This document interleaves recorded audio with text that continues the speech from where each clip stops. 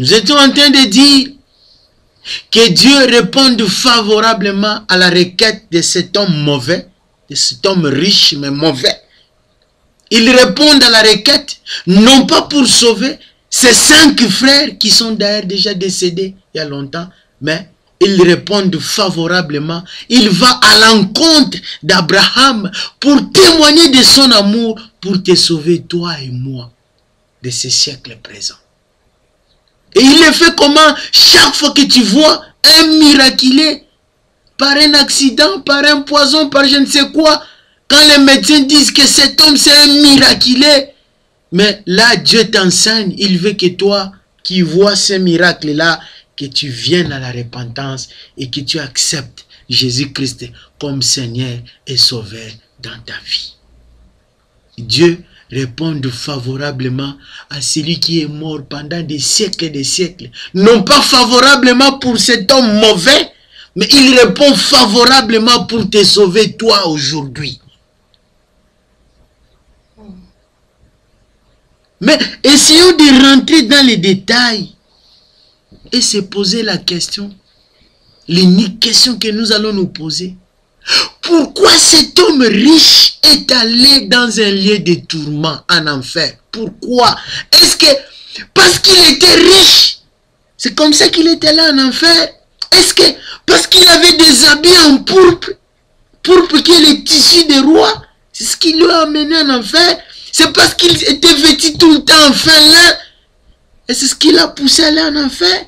Et c'est parce qu'il menait une vie joyeuse, une vie brillante, c'est ce qui l'a poussé là en enfer? Peut-être qu'il mangeait bien, il avait de beaux repas, il avait, peut-être c'est les traiteurs qui les livraient tous les jours. C'est ça qui l'a poussé là en enfer.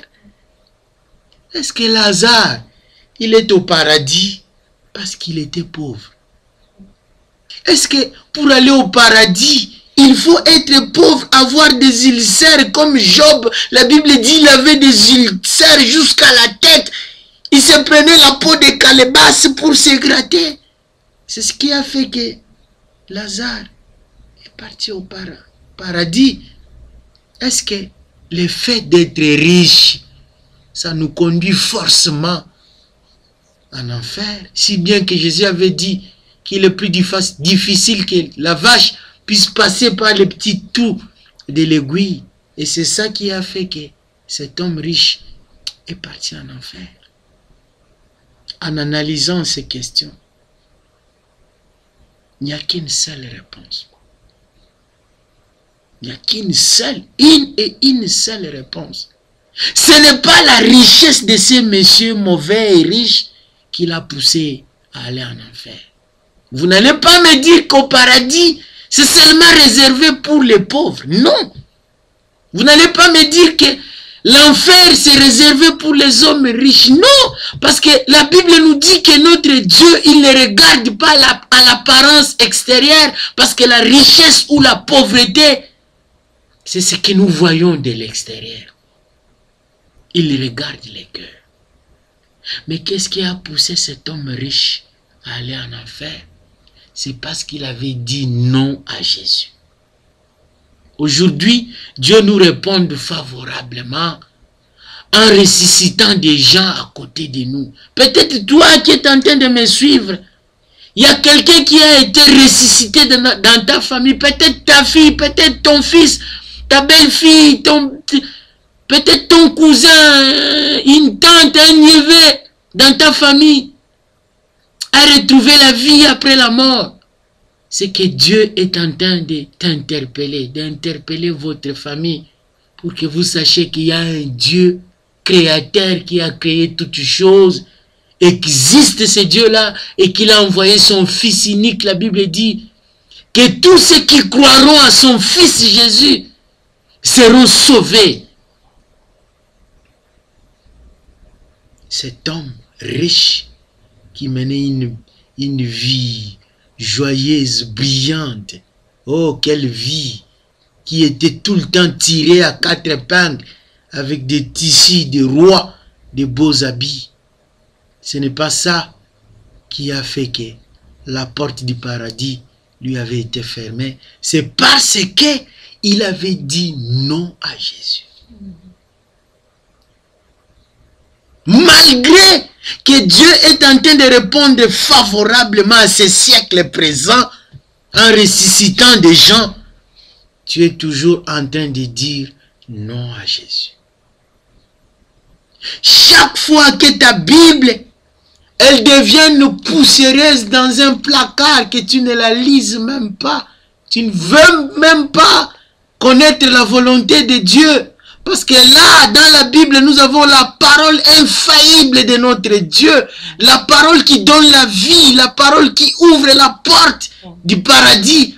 Et chaque fois que tu fermes ta Bible et que tu la jettes dans un placard, sache que tu es en train de dire non à Jésus. Et chaque fois, quand tu vas sur Internet, parce que nous savons que maintenant, avec la technologie qui va aussi vite que je ne sais quoi, nous avons cette facilité de surfer. Et quand tu tombes sur les sites chrétiens, tu tombes sur Top Chrétien ou God Channel ou quoi, tu zappes, tu dis, mais c'est quoi ces gens? Sache-le que tu es en train de dire non à Jésus. Comme je vous disais en commençant que quand Dieu ressuscite quelqu'un et que toi tu assistes et que toi tu le vois, sache-le que ça sera lourd de conséquences dans ta vie. Il va te demander des comptes. Un jour, tu vas te retrouver face à face. La Bible dit, nous devons rendre compte un jour de nos faits et gestes. Tout est à nu et à découvert devant qui c'est lui un jour. Nous devons rendre compte de nos faits. Et là, tu seras pareil que cet homme mauvais et riche. Tu peux me poser la question aujourd'hui en disant, en quoi je suis pareil à cet homme? Moi je dis, tu es pareil parce que tu es en train de zapper la parole de Dieu. Tu es en train de refuser de connaître la volonté de Dieu. Tu es en train de fermer ton cœur à la parole de Dieu. Certes, aujourd'hui, nous n'avons plus Moïse. Certes, aujourd'hui, nous n'avons plus de prophètes. Mais nous avons la Bible. Mais nous avons des pasteurs. Mais nous avons des prophètes. Mais nous avons des évangélistes. Tu peux dire que mais, là où moi j'habite, il n'y a pas une église, il n'y a pas de pasteurs, il n'y a pas de prophètes, il n'y a pas des évangélistes. Mais nous avons des frères et sœurs en Christ qui sont engagés à annoncer cette parole. Tu peux me dire que mais, là où moi je suis, je n'ai pas de Bible. Je ne connais même pas la Bible par où je dois faire. Mais nous avons Internet. Et si tu vas sur Internet, il y a la Bible en plusieurs versions. De toutes les langues. C'est le livre qui a été le plus traduit. C'est le livre que tu trouveras certainement sur Internet et en plusieurs versions. Et quand tu refuses,